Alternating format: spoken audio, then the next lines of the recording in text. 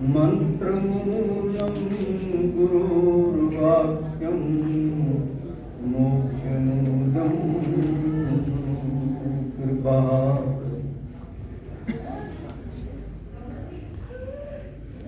बंधो पुरपद कंज कृपा सिंधु नर रूपई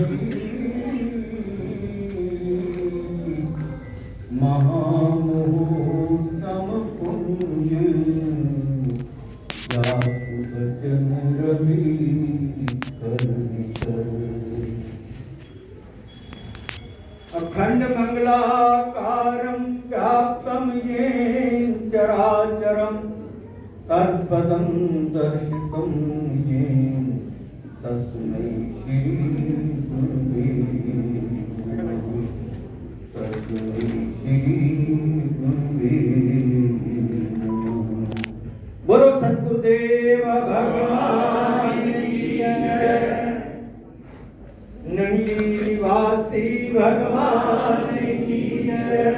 बोलो निजातम प्रेम भगवान की जय।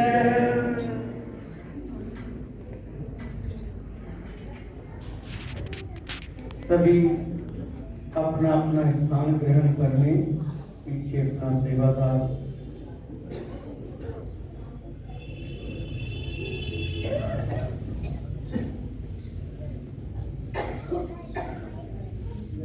आइए सद्गुरुदेव भगवान के पावन सानिध्य में प्रेम प्रभु के हृदय कुंज में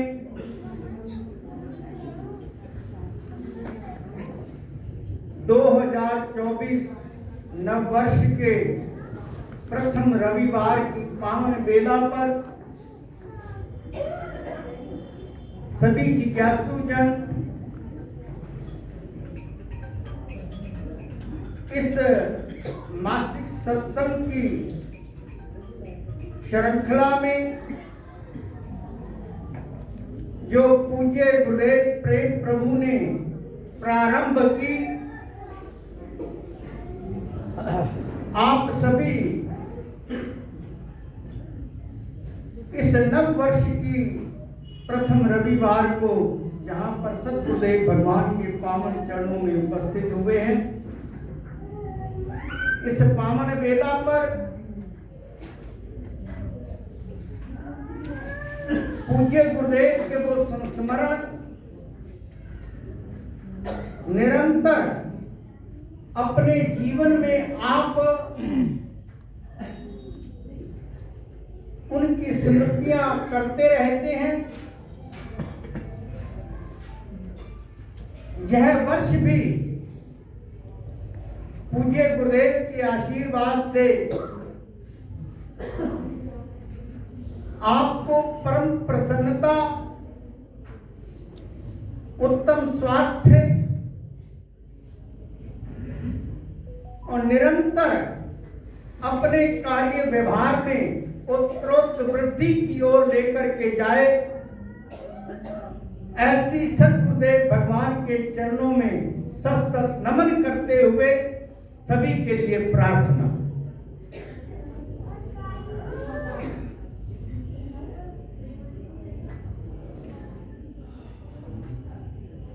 हमारा मन उस परम सत्ता के साथ सद्गुरुदेव भगवान के चरणार बिंदों में लगे, इसके लिए जो सूत्र पूज्य गुरुदेव ने हमारे को बताए, अगर हम अपने जीवन में उसका अनुसरण करें, उस पथ पर चलें, तो निश्चित ही हम उस परमानंद की अनुभूति प्राप्त करके अपने जीवन को सार्थक कर सकते हैं। मार्ग जो सहज और सरल है, ध्यान का मार्ग हो, प्रेम का मार्ग हो, दोनों ही मार्ग ऐसे हैं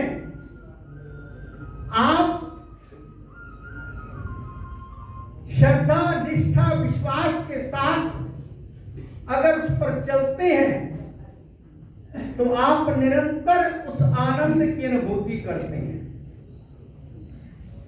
वास्तव में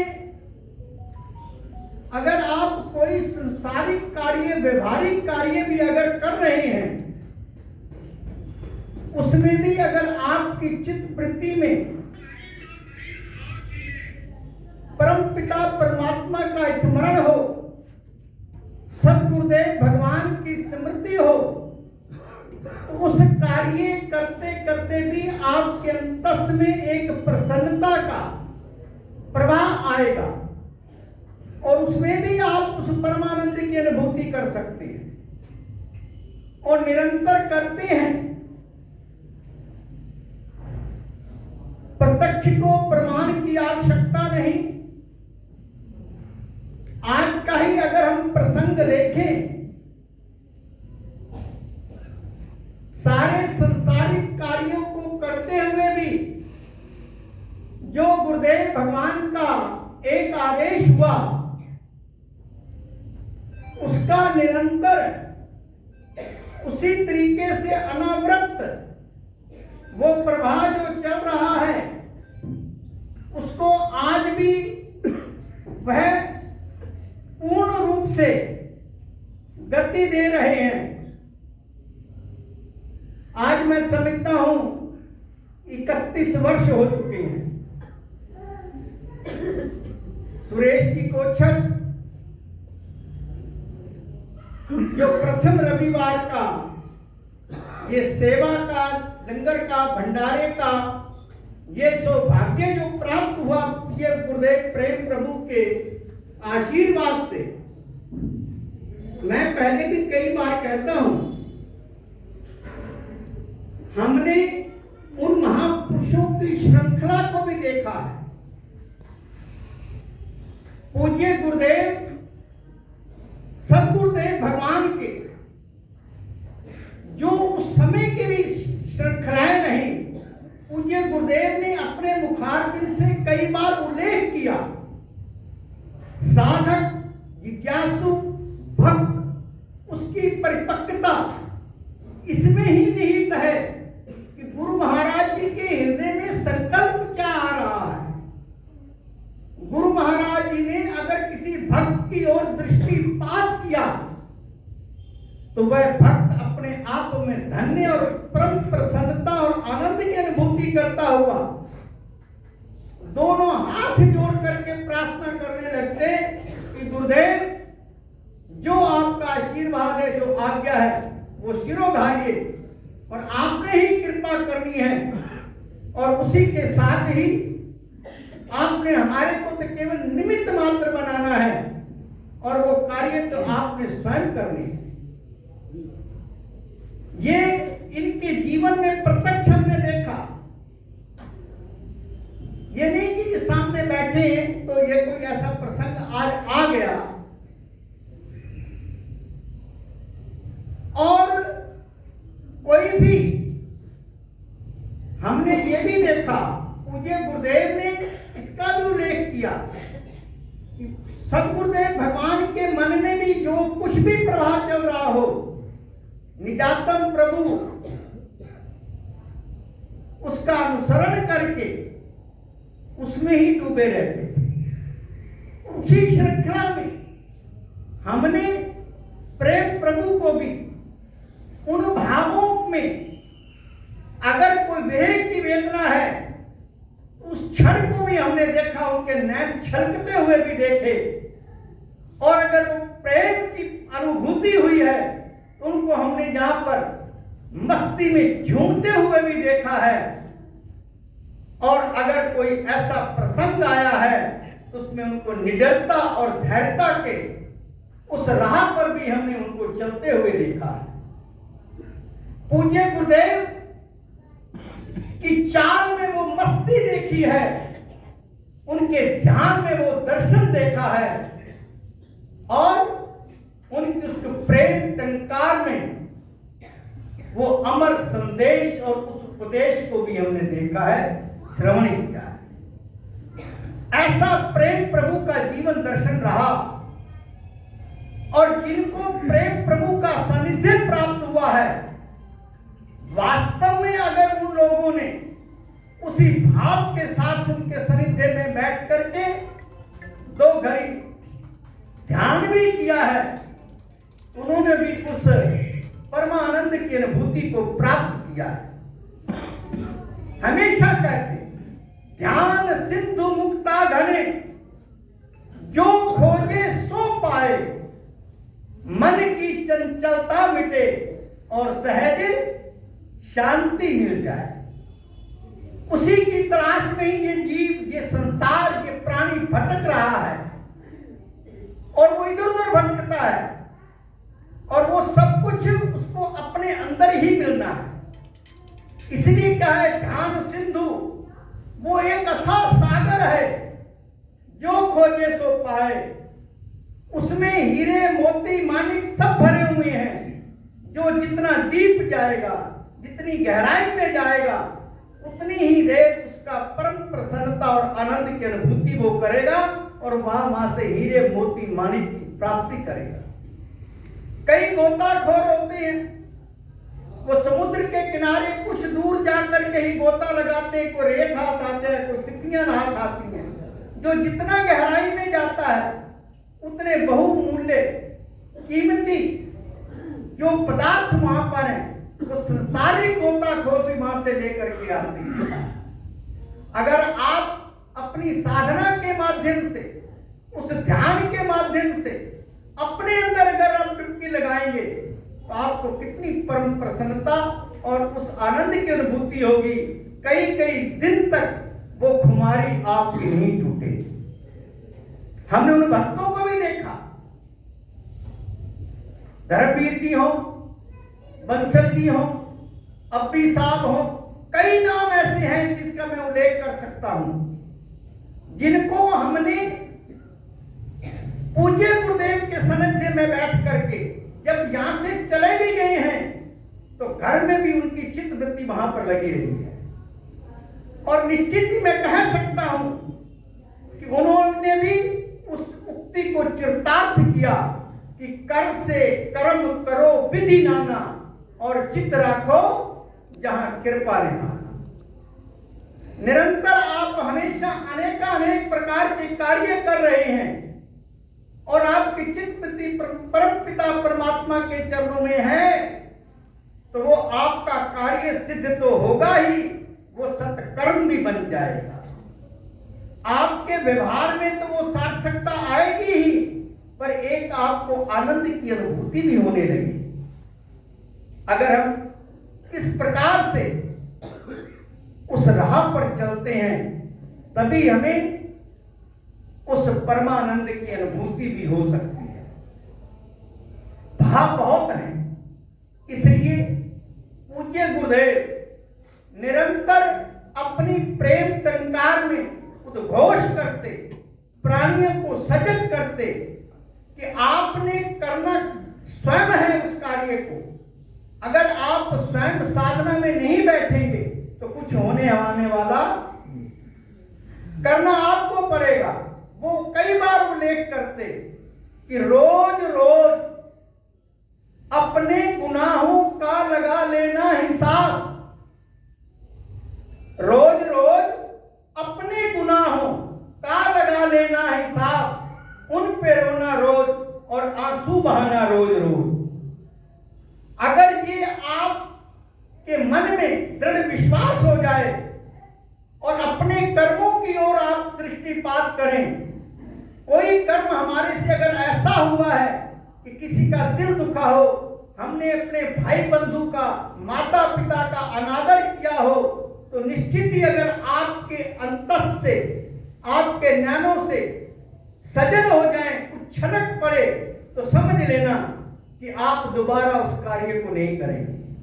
और वो भी सहज आप जब अपने एकांत में बैठे हो, ये नहीं लोगों के सामने कहने से आप आंसू बहाने लगे, उनकी कोई वो गहराई नहीं है।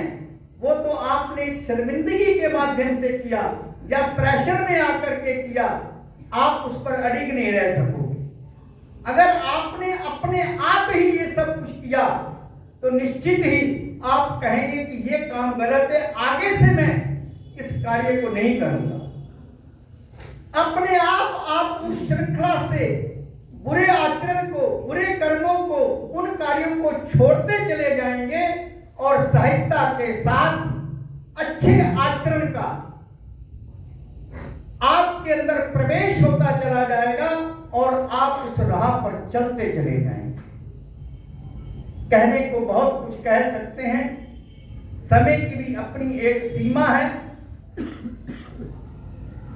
मैं इस श्रृंखला में पूज्य गुरुदेव के कितने ही संस्मरण हैं, आप परमहंस संदेश के माध्यम से भी निरंतर देखते हैं। और पूज्य गुरुदेव ने चाहे वो अपने निज अनुभव की बात हो, अपने आनंद की अनुभूति की बात हो, समाज की बात हो, भक्तों की बात हो, सबका चिंतन उन्होंने किया। और अगर कुछ ऐसा दिखा तो वो जब भी कुछ बैठे हैं, कुछ गुनगुनाए हैं, तो वो उनका गुनगुनाना भी एक संगीत बन जाता था और वह भी शब्द ऐसे बनते कि वह भजन के रूप में आज भी आप गुनगुनाते हैं। ये जितनी भी पूज्य गुरुदेव की संरचनाएं हैं, ये उस परम सत्ता में पहुंचे हुए कई लोगों की व्यथाएं जब समक्ष आती हैं तो उसका जो निराकरण है वो सब कुछ उन भजनों में समाहित है। आप आज नव वर्ष की पावन वेला पर अगर ये कर सकें कि हम केवल वो जो पन्ने हैं, वो जो सदग्रंथ हैं, उनको दर्शन मात्र ना रखें, प्रातः काल नियम बनाएं कि हम उसका स्वाध्याय करें, उन पन्नों को पलटें, उनमें डूबें, अपने आप पढ़ो और अपने आप को ही सुनाओ, तब तो आपके जीवन में भी ये परिवर्तन आ सकता है। और परम पिता परमात्मा हर एक को अवसर देते हैं कि आप सही दिशा में चलें, आपको प्रसन्नता की अनुभूति हो, आप उच्च स्तर पर पहुंचे। पर उसके लिए वो कहते हैं कि वो परिश्रम तो आपको स्वयं ही करना पड़ेगा। जब आप स्वयं कुछ करने लग जाएंगे अपने लिए, तो मैं समझता हूं आप उस परमानंद की अनुभूति भी प्राप्त कर लेंगे।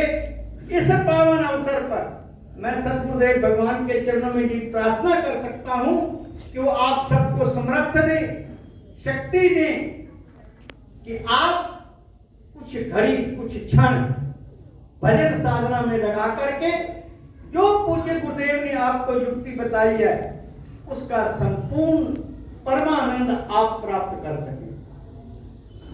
सामाजिक कार्यों की जहां तक बात आई, अभी मेरे समक्ष हम एक सम्मेलन में थे तो हमें भी बड़ा गर्व हुआ। मैंने उसमें यही उल्लेख किया, अब जो राम मंदिर की चर्चा हर जगह पर चल रही है और हम भी निरंतर ऐसे आयोजनों में सहभागिता निभा रहे हैं, तो मैंने कहा जिस वक्त अडवाणी जी रथ यात्रा लेकर के आए थे, उस वक्त बहुत बड़े वरिष्ठ संतों ने भी उनका स्वागत किया था। और जब वो दिल्ली में एंट्रेंस हुई इसी रोहतक रोड से आते हुए और करोल बाग में सभा थी, पूज्य गुरुदेव ने वहां पर अजमल खां पार्क में बड़े व्यथित मन से कहा, आज यहां पर राम यात्रा आई है और इसका नाम अजमल खां पार्क है, पर हम जहां ये यात्रा जिस पोर्शन में है, हमने उसी वक्त घोषणा की पूज्य गुरुदेव ने, प्रेम प्रभु ने, कि आज से इसका नाम राम वाटिका होगा। और निश्चित ही कारपोरेशन के कागज हो, कुछ हो, उसमें राम कथाएं भी हुई, जिसमें मुरारी बापू की कथा भी कराई गई और विजय कौशल जी की भी कथा निरंतर चलती रही। और यही अपने आश्रम में ठहरे वो लोग 10-10 दिन रहे नित्य प्रति अपनी आरती पूजा लंगर भंडारे में सम्मिलित होते रहे और यहीं से वो कथाएं भी प्रारंभ हुई श्री राम वाटिका में। और आज वहां पर प्रतिवर्ष रामलीला का मंचन भी होता है। हमें भी गर्व महसूस होता है कि पूज्य गुरुदेव ने ऐसे ऐतिहासिक जो आने वाला समय है उसकी परिकल्पना करके ये घोषणा भी की थी। अडवाणी जी को कहा था कि निश्चित ही आपकी ये यात्रा सार्थक होगी और ये जो प्रयास आपने जन जागृति का प्रारंभ किया है निश्चित ही जनमानस जागेगा और एक ना एक दिन हम रहे ना रहे परंतु राम मंदिर का भव्य स्वरूप आप लोग देखो। और आज वो परिकल्पना सार्थक हो रही है। और मैं तो अभी 11 तारीख को भी जा रहा हूं अयोध्या।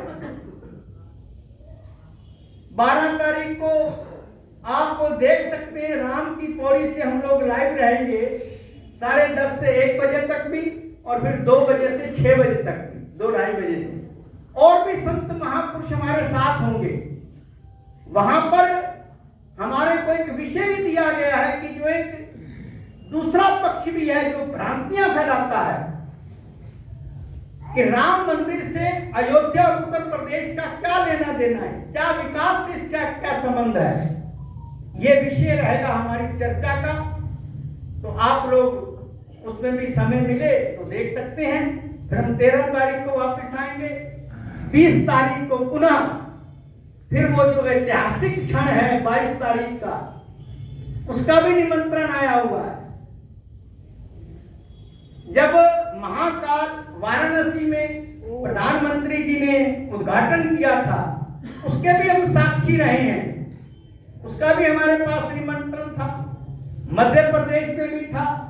और मैं समझता हूं कि ये पूज्य गुरुदेव की वो अपार कृपा है कि हम प्रयास नहीं करते किसी को। नहीं तो लोग बात तो कहते हमें निमंत्रण है, हमें निमंत्रण है।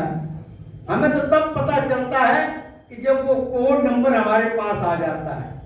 मैंने भी कल ही वो फॉर्म फिल कराया है। वो ऑनलाइन ही होता सारा कुछ। वो सारा कुछ मैं समझता हूं कि पूज्य गुरुदेव की ऐसी कृपा है कि नंगली साहब तीर्थ अपने सभी आश्रमों का प्रतिनिधित्व करने का हमें ये अवसर भी मिल रहा है। ये भी राम लला की ये चर्चा चली तो मैंने कहा इसका उल्लेख भी इस माह में नव वर्ष में जरूरी है कि उसमें अपनी भी सहभागिता है पूज्य गुरुदेव कि वो जो उद्बोधन है जो उनका चिंतन रहा उस समय आज हम उसको सार्थक होते हुए देख रहे हैं। और उसी के साथ ही जिस कार्य में निरंतर आप सभी लगे हुए हो निजातम प्रभु वह स्मारक जिसका वो स्वरूप आपने देखा माता जी के अंतस में भी कई बार वो वेदना रही परंतु वो उस कार्य को होते हुए देख के गए हैं और शुभारंभ करा के गए हैं। उन्हीं के कर कमलों से ही वो पहला जो पिलर था वो स्थापित हुआ और उसका जो नवीनीकरण हो रहा है उसकी जो भव्यता है उसकी जो दिव्यता है और जो संतों के मन में भी जो भाव आ रहे हैं। हमारी कल ही मीटिंग थी ट्रस्ट की तो जो ट्रस्ट के हमारे प्रधान जी हैं वो कहने लगे आपको याद है मैंने यहाँ पर टप्पा लगाया था कई उतार चढ़ाव थे उसमें और मैंने सबके सामने यही कहा था कि निजातम भगवान ही हैं जो हमारे नंगली दरबार के सिरमौर मुकुट हैं। हमारे को बड़ी प्रसन्नता होती है जब दरबार के महापुरुष भी इस प्रकार से उद्बोधन करते हैं। तो आज वो कहते मैं कह नहीं सकता कि मैंने आज ये स्वरूप देखा है तो मैं कितनी अंदर से मेरे को प्रसन्नता हो रही है। मैंने फिर उनसे आग्रह किया कि बसंत पंचमी रात्रि को जागरण होगा और हम अभी आपको विधिवत बताएंगे। हमारा प्रयास है और हमारी गुरु महाराज के चरणों में प्रार्थना है कि वो हमारे को समर्थ दें कि चाहे हमारे को दिन रात एक करना पड़े, हम उस कार्य को तेरी वस्तु तेरे अर्पण। पूज्य भाई जी भी, कृपाल प्रेमन जी भी कई बार निरंतर सारे लगे हुए हैं, सभी हफ्ते में मेरे ख्याल एक तो दो चक्कर लग जाते हैं। राजीव जी भी कल होकर के आए हैं। जो भी इसमें तन मन और धन से सभी लोग लगे हुए हैं और जैसे जैसे उसका रूप निखर करके आ रहा है, लोग प्रकल्पना भी नहीं कर सकते। मेरे को भी कुछ संत और वहां पर कहने लगे कि अभी ना आप इसको ना सारे को ढक दो, उसी दिन ही खोलना। मैंने कहा आरती पूजा भी तो करनी है, वो तो नित्य प्रति का नियम है और उसमें कर नहीं सकते, पर ऊपर भी सारा कार्य चल रहा है, पर फिर भी उसका वो स्वरूप आपके समक्ष आएगा और हमारा प्रयास रहेगा। उल्लेख कर ही दे 13 तारीख का प्रयास है कि 13 फरवरी को वो भी आपको एक अलग प्रसन्नता की अनुभूति होगी। नंगली साहब में जो कुछ भी आज देख रहे हैं, ट्रस्ट का प्रारूप हो या अन्य जो विकास की क्रांति है, ट्रस्ट का प्रारूप निजातम प्रभु ने 1945 में बनाया। आज भी हम उसी को फॉलो करके आगे चल रहे हैं और आज भी जब उसको हम देखते हैं, उनको पन्नों को, इतिहास के पन्नों को उठते हैं, तो ऐसे लगता है जैसे आज की परिस्थितियों को देख करके उन्होंने ये सब कुछ लिखा है। हम परिकल्पना भी नहीं कर सकते। वो त्रिकालदर्शी महापुरुष, आज उन्हीं का ही ये सब आशीर्वाद है जो बसंत पंचमी का पावन पर्व भी बना रहे हैं। वहां पर वह भी निजातम प्रभु की देन है। उनके मन में एक संदेह हुआ कि सारी दुनिया गुरु नानक देव का गुरुपर्व मनाती है और हमारे लोगों को पता तक ही नहीं। तब जाकर के प्रेम प्रभु को आदेश हुआ कि आप जन्म स्थान में जाओ और वहां पर जाकर के पता लगाओ। पूज्य गुरुदेव वहां पर गए। कई बार ये प्रसंग आपने सुना है, कितनी कितनी परिस्थितियों से उनको गुजरना पड़ा, उनके ऊपर कितने कितने जानलेवा वो उन लोगों ने, पठानों ने संदेह प्रकट करके और आक्रमण करने की कोशिश की और बीच में कोई ना कोई ऐसी विभूतियां आती रही तो उनको बताते रहे कि ये आप क्या करने जा रहे हैं। उन परिस्थितियों में पूज्य गुरुदेव वहां पर गए और वहां पर वो सारा खोज करके लाए और आज सारा विश्व बसंत पंचमी का जो पावन पर्व मना रहा है, ये भी हमारे प्रेम प्रभु की ही देन है। और उसी पर्व की प्रातःकालीन आरती के पश्चात हम चाहेंगे कि वहां का भी वो समर्पण, तेरी वस्तु तेरे अर्पण करके फिर और जो सेवा के प्रकल्प हों उसमें लगे। निरंतर आप सभी लोग लगे रहते हैं, चाहे हरिद्वार हो, उसमें भी कोचर परिवार का अतुलनीय सहयोग रहा है, जो कुछ भी आप देख रहे हैं। और उसी के साथ ही मैं समझता हूँ 2006 से के आसपास के लगभग वहां पर भी कोचर साहब ने 21 साल हो गए, 21 वर्ष हो गए। हरिद्वार में प्रथम रविवार का लंगर भंडारे का प्रसाद यहाँ पर और आखिरी रविवार का हरिद्वार में, तो वह भी मेरे ख्याल 28 जनवरी को आ रहा है। तो उसमें भी आप सभी इसी चाह उत्साह के साथ सम्मिलित हों। और मैं पुनः आशुतोष महाप्रभु सतगुरुदेव भगवान के चरणों में, प्रेम प्रभु के चरणों में प्रार्थना करता हूं, इसी प्रकार इनको समर्थ दे, शक्ति दें कि उनकी आज्ञा के अनुसार उसी वातावरण में, उसी आशीर्वाद की प्रकोष्ठे में अपने जीवन को सार्थक करते रहें और निरंतर गुरु दरबार की सेवा में उत्तरोत्तर निरंतर वृद्धि करते रहें। और इनके और भी व्यवहारिक कार्यों में परमपिता परमात्मा का आशीर्वाद बनता रहे और वो भी उत्तरोत्तर वृद्धि करते रहें। इनके साथ आज हमारे बीच में डॉक्टर साहब भी आए हुए हैं, जो अपने आप में अद्वितीय हैं। वो कहते हैं कि अगर आपने ऑपरेशन ना कराया हो, उससे पहले मेरे पास आओ। अगर किसी को बैक बोन ही है, हम भी महात्मा लोग भी यही कहते हैं कि मेरुदंड अगर आपका ठीक है, तभी आप सब कुछ भजन साधना तप तपस्या कर सकते हैं। अगर आपका मेरुदंड ठीक नहीं, आपकी भाषा में कहें तो रीढ़ की हड्डी, स्पाइन, उसके आप विशेषज्ञ हैं और बिना ऑपरेशन के ही उन कार्यों को करने की समर्थ है। इनको ऐसी परमपिता परमात्मा का आशीर्वाद है, ये भी निरंतर इसी प्रकार से सेवा करते रहें, ऐसी मंगल कामना। हरिओम तत्सत, हरिओम तत्सत।